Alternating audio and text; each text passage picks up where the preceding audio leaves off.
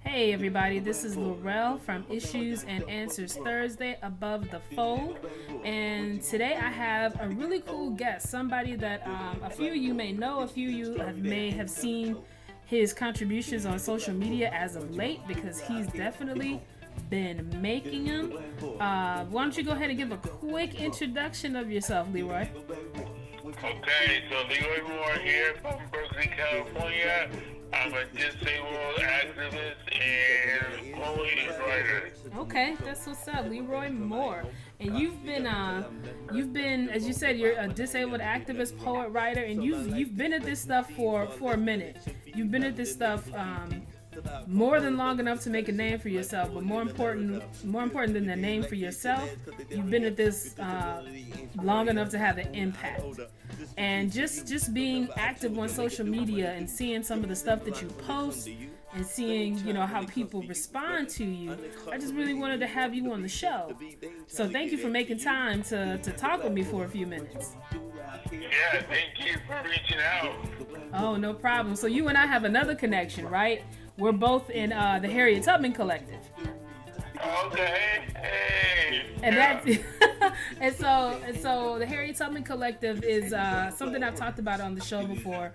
A dope group of young, and I say young because I think Leroy and I might be the two oldest jokers in Harriet Tubman Collective. Young, black, really cool, as we describe ourselves, non-compliant folks with disabilities that both provide a critical lens to this new age of black liberation movement that's characterized by groups like Black Lives Matter and Black Youth Project, and also giving a more critical lens to mainstream disability rights organizations and collectives and groups for their very often and long time erasure of black and Latin and indigenous people with disabilities. So I guess maybe even that's a good place to start. Leroy, what first kind of attracted you to Harriet Tubman Collective? Well, like you said, I've been doing this since the 80s. So when I saw the Harriet Tubman, pop up, I was like, wow, okay, this is another avenue where I can get in. Before the Harriet Tubman, I was involved with disability justice, Citizens Invalid, and before that, I had my own nonprofit for people of color with disabilities. So, okay. So I've been doing this for a while. So you were kind of above the fold, right? Above the fold. That's the code name of the show. You were doing this work before this work even had a formal name. Yeah, I started doing activism around race and disability since 1989. That's what's up. Yeah. That's what's up. So, and it's been really interesting doing this work, and especially being a part of the Black liberation, the new wave of this Black liberation struggle, because in this era, groups like Black Lives Matter and then even Movement for Black Lives were not used to being criticized. And that's something that Harriet Tubman Collective did off the bat. I remember the first document that we came out with was criticizing the Movement for Black Lives statement because it wholly ignored disability in terms of the effect that discrimination has on black people that have disabilities regardless of whether they identify with them or not. And we're talking about disabilities across the board.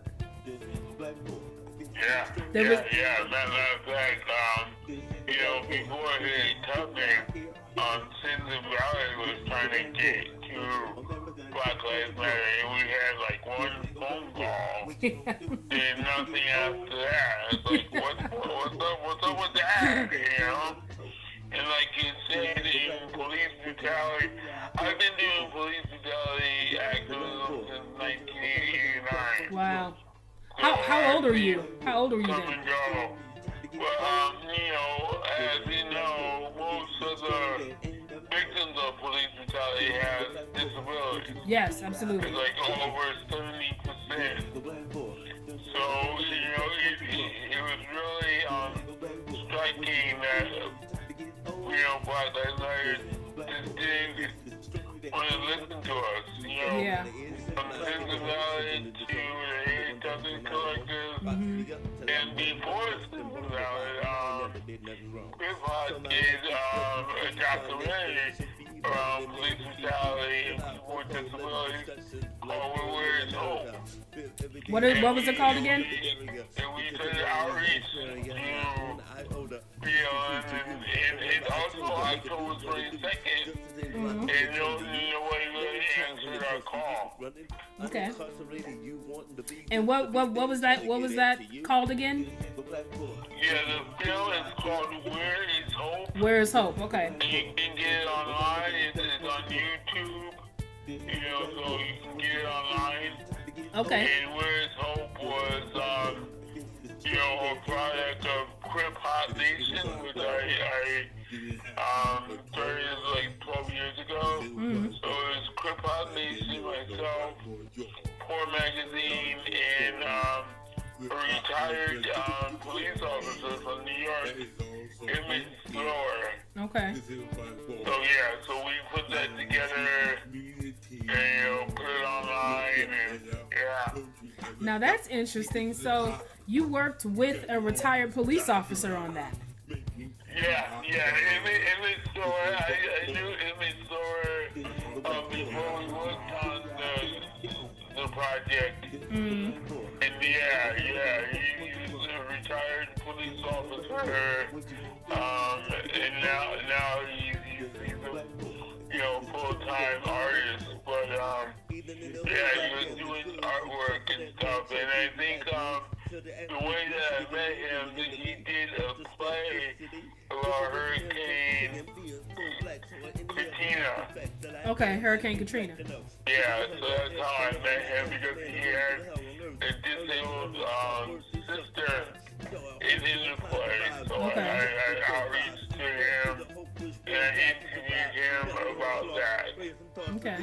Now, was there an adjustment period, kind of getting to know him because he was a former police officer, and the ongoing history and present in terms of the very complicated interaction between police officers and black people for one, but police officers and people with disabilities for another, and then for a third, police officers and black people with disabilities? No, not really. I got to know him, you know. I really liked his politics, you know. He was black, and he has a disability. Okay, all right. So, you know, we really melted together, you know, after 3 or 4 conversations, you know. Okay, so he knew what was going on with those intersections, as they're called. Better than intersections, I like to call them inextricable links. So he knew what was going on between those difficult relationships of identity. That's cool. So, tell me about your music. Krip Hop. Music is, I'm a poet. Okay. I've been a poet since high school. Awesome. And of course, you know, when hip hop came out, you know, I was here in New York. Oh, wow, that's ground zero. I've always had a critical lens between music and like politics as a black disabled man.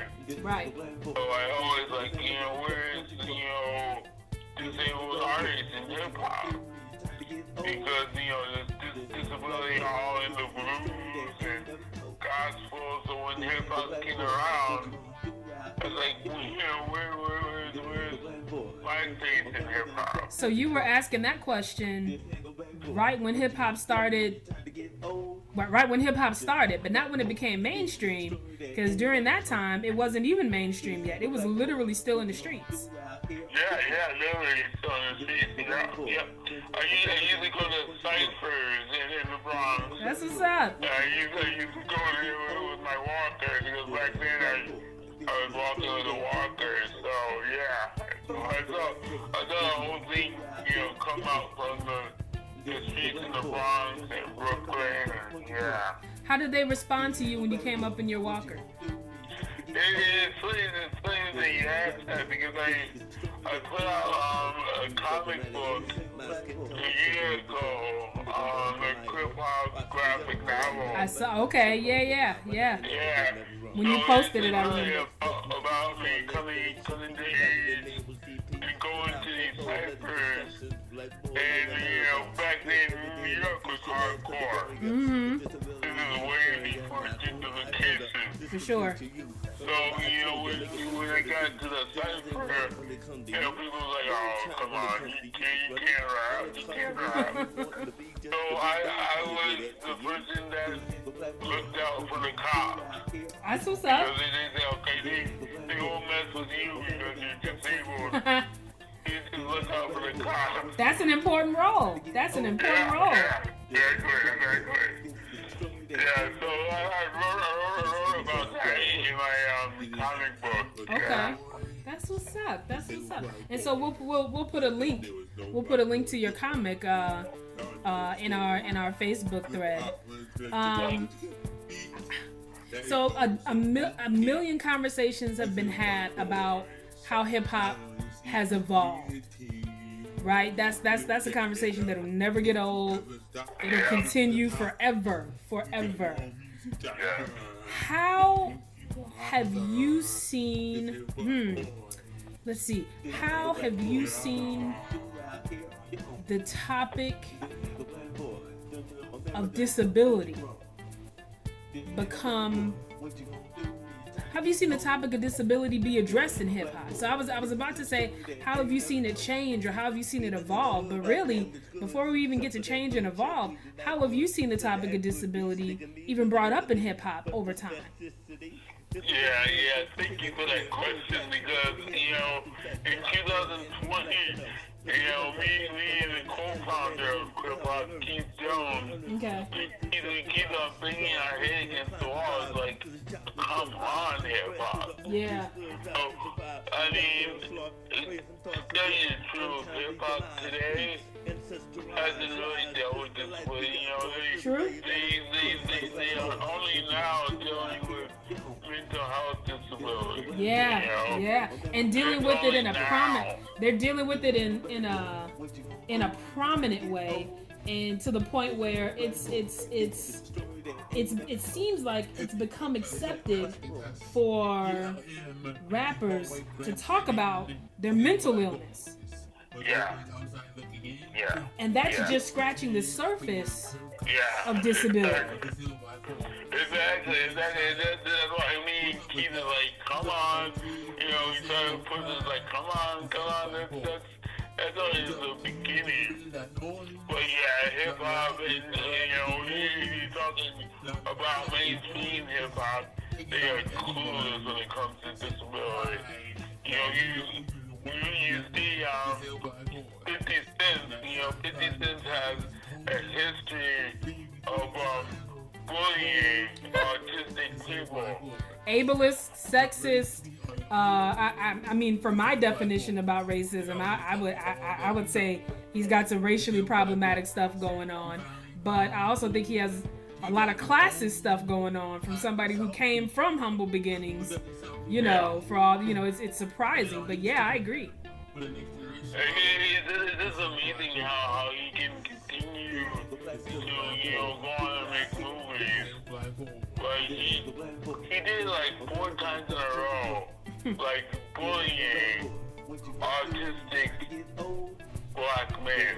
Yeah. I mean, publicly, he continues to go on and make movies and do all kinds of certain stuff.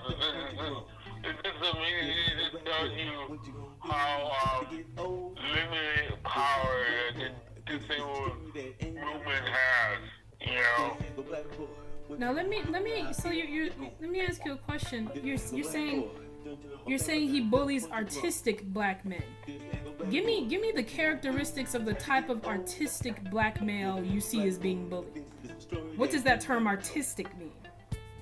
Well, autistic, he has autism. Autism, I'm sorry, okay. Yeah. Yeah, a type of disability, people know about the movie Rain Man, Yeah, gotcha, okay. Yeah.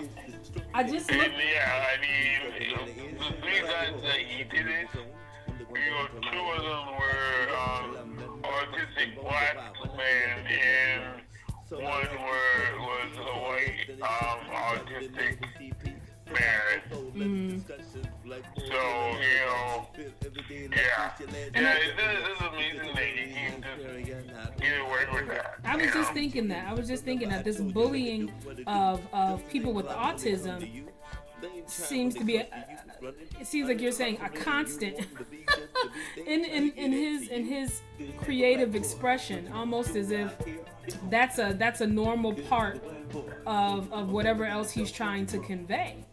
And what I love that what you've done with Krip Hop Nation in all of the artistic ways that you all are expressing yourselves is you're making pushback normal. And you're making yourselves normal. The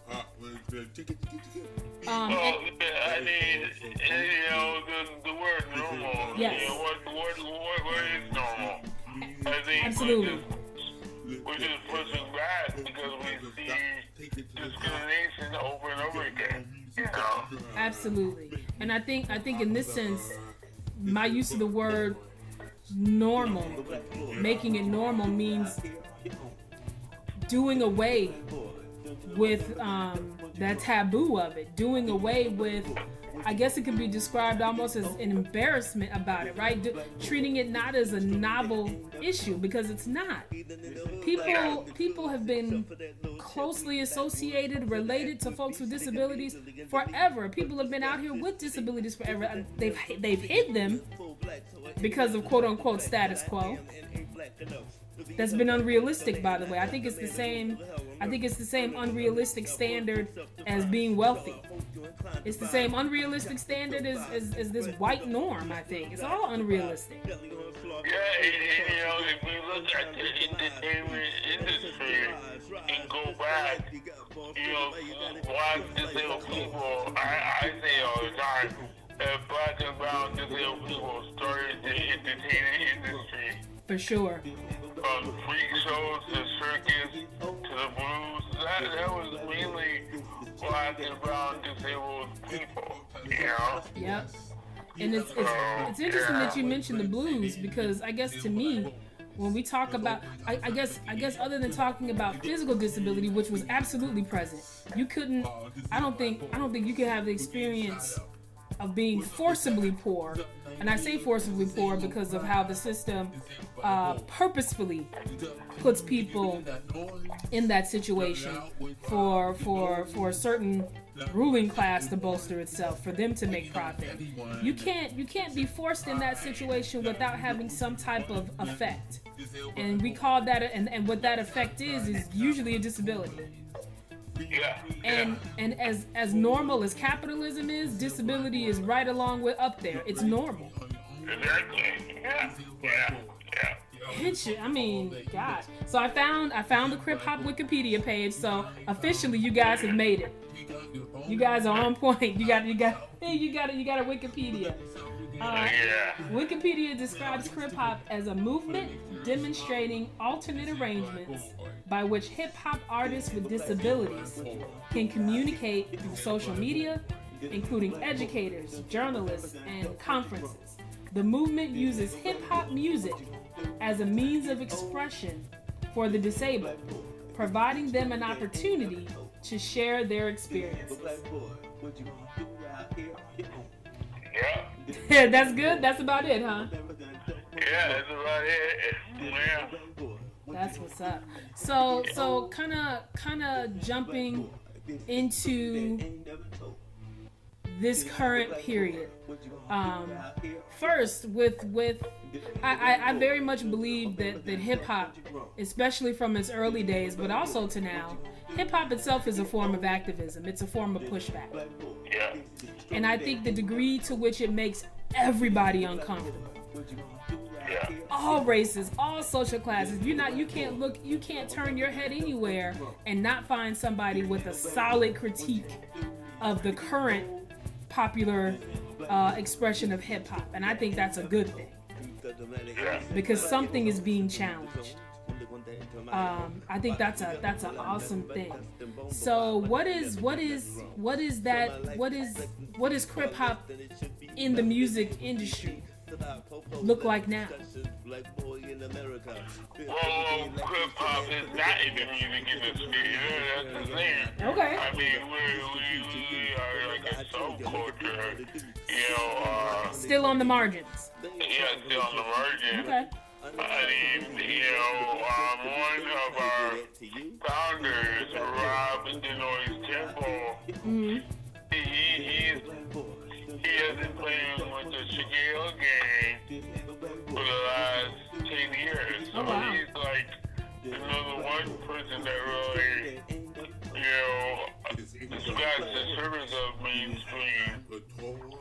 I mean, Shigeo gang, that goes back to the beginning. Way, yeah, absolutely. Is there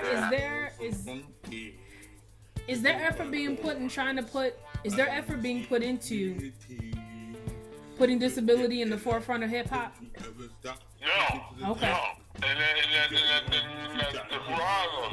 I think that's why Krip hop is here, because we try to push that to become the forefront. Krip hop has been around for 12 years, and we haven't been on one panel of hip hop. There's so many panels on hip hop and hip hop studies and hip hop activism. We haven't been on one freaking panel. So that tells you right here on how much they think about disability. Absolutely. There was most of the events that we do, I organize it. So for example, our first conference that we organized was here at UC Berkeley. It was called Diversifying Hip Hop, and Homo Hop. Diversifying hip hop, Krip hop, and Homo hop. Yeah. Okay. So we're bringing together disabled hip hop artists and queer hip hop artists. Gotcha. Yeah, and that was our first major conference that we organized. And I bet, just knowing the type of conversation that goes on amongst people who consider themselves, in the inner circle of hip hop, I know the fact that event even happened made people very uncomfortable. Oh my God, I can tell you stories. I mean, people ripped down our flyers. Oh wow! I got like hate emails, hate calls. Oh yeah, he was awesome. But that's what's up. That's best case scenario, because to me that means the people who do that negative stuff have recognized what you all are doing. They've recognized what the potential impact is, and they don't want to have that competition, or they don't want that to be recognized because it counters something that they're trying to put forward. Exactly. Yeah. I think that's what's up. So coming to this current period, because you are very much an activist, and I'm at a crossroads with how I use that word activist. I'm just thinking about it. I'm thinking about whether or not it's sufficient. Yeah. Because everybody in one way or another, that term is kind of starting to be usurped by people who are using it for their own gains, their own. But I'm not even sure. Again, I'm at a crossroads. I'm not sure how much actual honest activists can even worry about that, because folks that have the power of media and exposure will always try to twist something. But I just kind of distracted myself with my own thought. But being right in this modern era of COVID-19, coronavirus,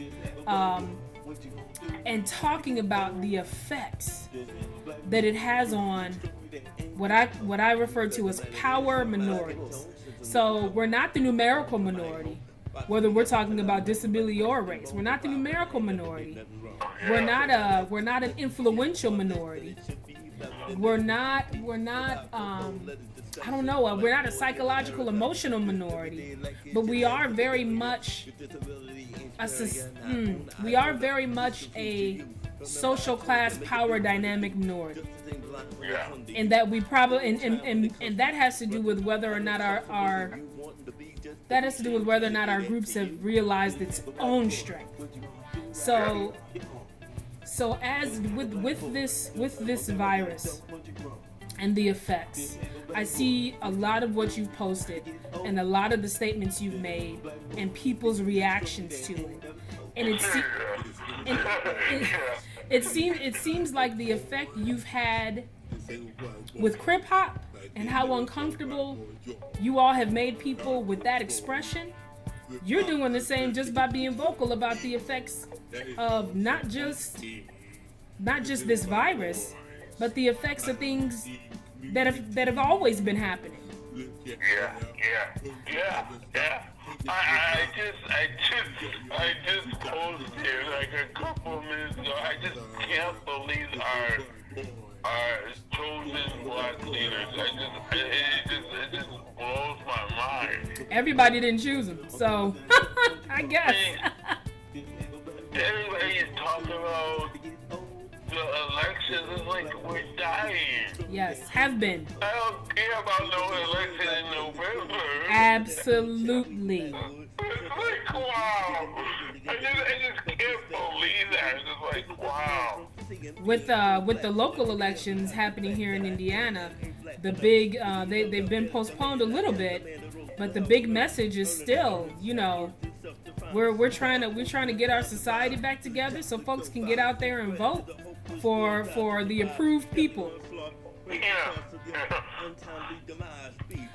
And it's been interesting. What are some of the responses that you've gotten with just your messages and your posts and your statements in this period? Oh my God, I get so many responses saying, well, you should just vote for Trump if you don't like Biden, or I was like, are you serious?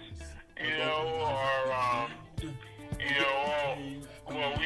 gotta get back to work. I was like, what? What if you haven't been working? Then what are you getting back to? Yeah, exactly. So my head, the co-founder of Krip keep doing just did a video. I was like, what are we going back to? Are we going back to medical care? Yep. Are we going back to $8 an hour? I mean, what are we really trying to get back to?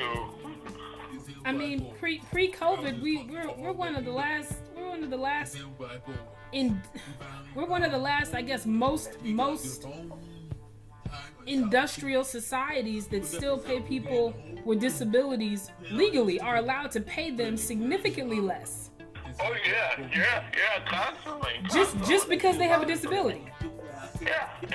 Hey, it's so funny when you talk about elections, you talk about the presidential candidate, and people are just like overwhelmed out here with that warning, and everybody has disability platform. But I'm saying what the records suck. I mean, Warren has been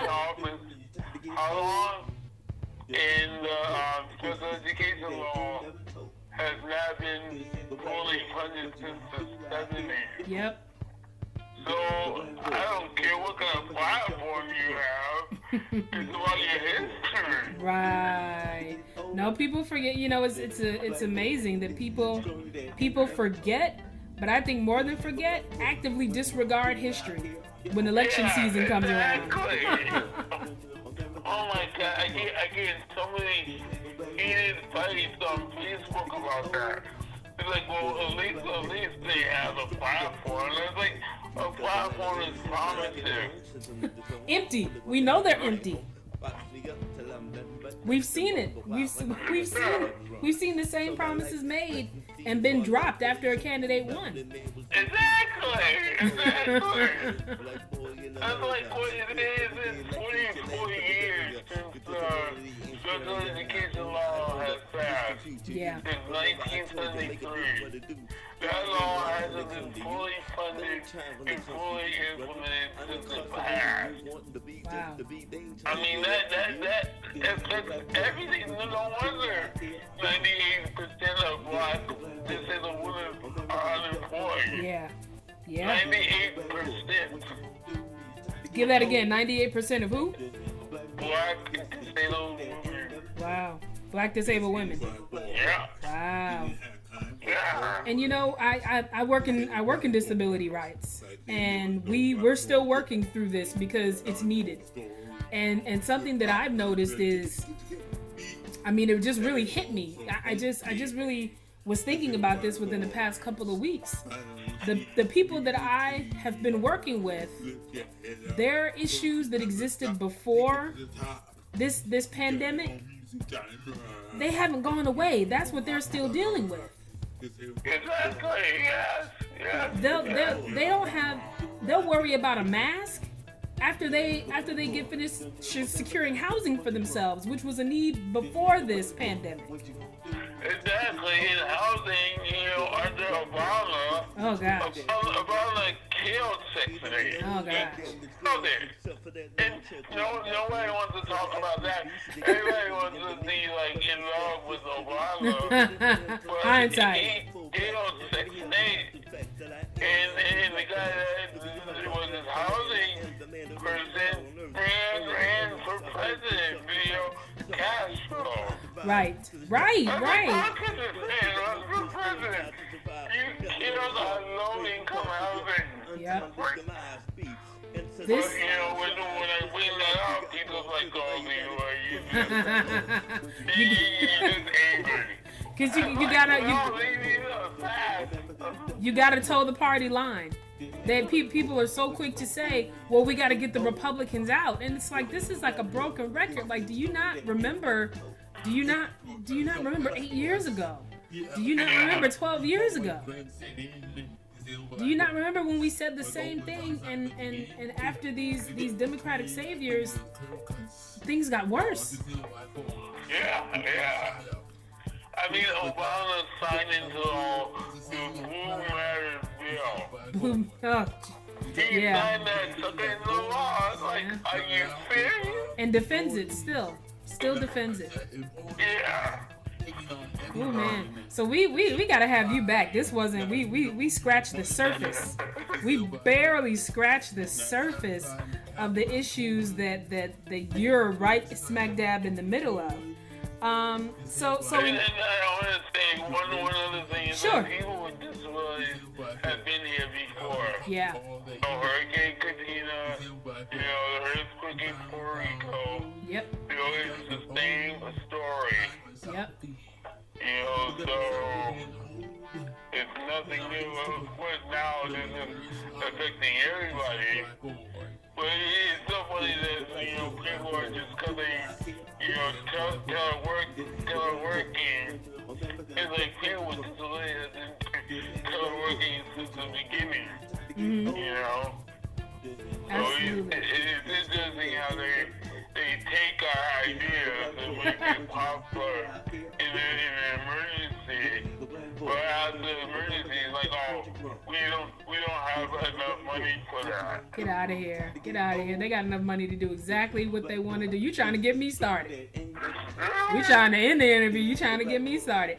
So where should people be looking for you? Where are you that people should be looking? Oh God, well, first of all, I'm a part of Core Magazine. You gotta check that out. You gotta have them on because they are doing the real work every day. Core Magazine? They are building houses. They are feeding the community. Awesome. They've been doing this for 20 years. Oh wow. Okay. So Core Magazine is doing the job that governments and these nonprofits don't do. Gotcha. Especially now, because all the nonprofits are went home. Okay. So Core Magazine is feeding the community. And so you can look for me there. Okay. Also, Krip House is going to do an online concert. We're going to raise funds for disabled people in New York and in Detroit. So that's coming on May 16th. Okay. So it's going to be an online concert. Oh, awesome. Yeah, we're disabled musicians all over the world. All right. Okay. And so, I just want to make sure that we got it. You said Poor Magazine, right? Yeah. Okay, I found it. No money. PoorMagazine.org. You said poor as in no money. I found it. I got it. And so what I'm gonna do is I'm gonna connect on our social media.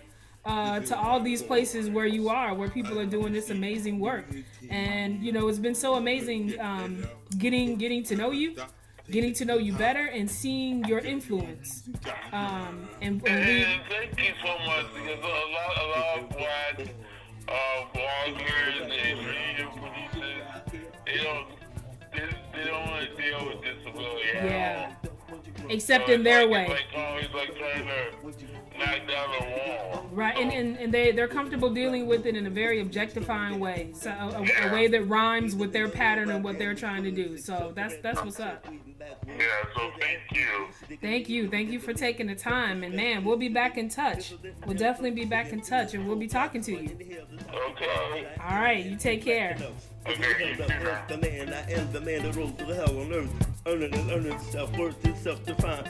So I hope you're inclined to vibe to this chocolate dope vibe. Each breath is a hopeless will die to survive. Belly on the floor, raising thoughts of your untimely demise. Be ancestral rise. This the life you got, boss. Live the way you got it. Plus life's a cost. What you gonna do out here on your own?